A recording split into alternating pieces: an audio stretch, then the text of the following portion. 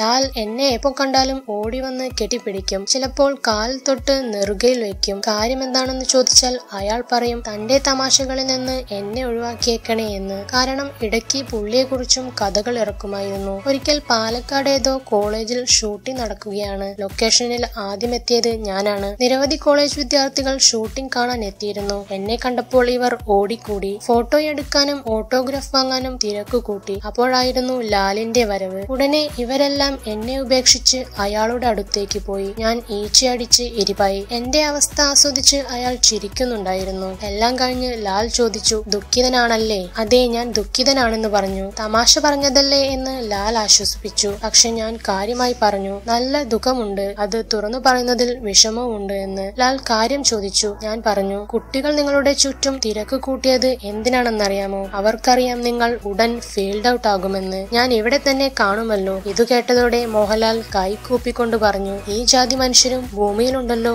ദൈവമേ എന്ന്. കൂടുതൽ സിനിമാ വാർത്തകൾക്കും വിശേഷങ്ങൾക്കും ഇപ്പോൾ തന്നെ സബ്സ്ക്രൈബ് ചെയ്യൂ മലയാളം ക്രിയേഷൻസ്.